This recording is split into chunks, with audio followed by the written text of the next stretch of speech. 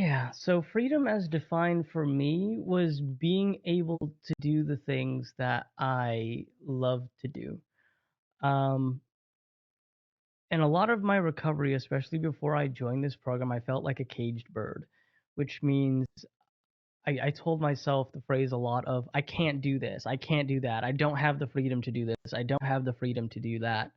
But what I didn't realize is by actually uttering those words, it was a really black and white way of thinking and approaching things. It's not that I couldn't do it, but the reason why I said the phrase that I couldn't do it was because I couldn't do it at the level that I wanted to do it.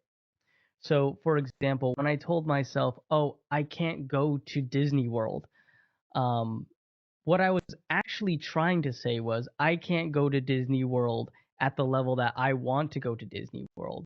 Because at the time when I was uttering that phrase, I was walking about 30 minutes, right?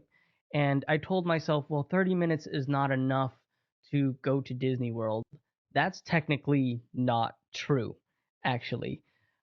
You can get into the park by walking just 10 minutes and sitting around and walking around the shops and people watching inside the park for 20, 30 minutes. If you can walk about, 30, 40 minutes in your neighborhood.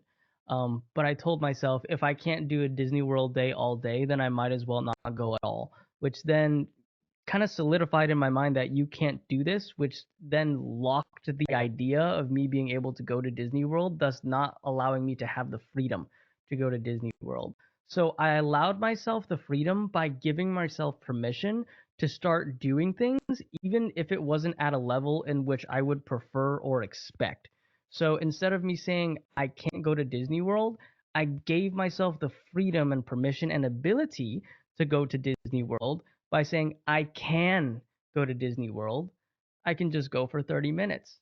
And at that moment, when I finally made that decision, I said, you know what? Let's go. Because I don't want to tell myself I can't go anymore. Let's go. We had annual passes, right? So it wouldn't be too much of a waste of money. So we went. I stayed for 30 minutes. I people watched. I walked around the shops for a little bit within my capacity. I didn't go on any rides. But by the time I left that park, I no longer told myself I couldn't go to Disney World. I can. And then that's when it opened up the whole entire world for me of being able to shift my perspective of the world is like kind of locked off from me. And then it changed to like, oh, the world is mine, actually. I have everything to my disposal. Sure, it's a little bit um, uh, of a limit because of my capacity right now, but I can do almost anything I want to do. Um, I just need to be careful with it a little bit right now. That's all.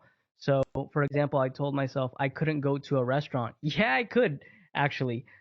I sat there and sure, maybe we didn't finish the meal and I had to take the box and we had to go earlier than I wanted to, but I never said I can't go to a restaurant again. Even if you can sit at a cafe for 5 to 10 minutes, even though it's not preferred and you would rather stay for a couple hours, you can still go to a cafe. I even told myself I can't go to the movies because the movie, you're locked into a time limit. You feel like you're obligated to stay the entire movie. My girlfriend said, let's just go to the movie, and if you start feeling flared up, we can just walk out. But you can go to a movie.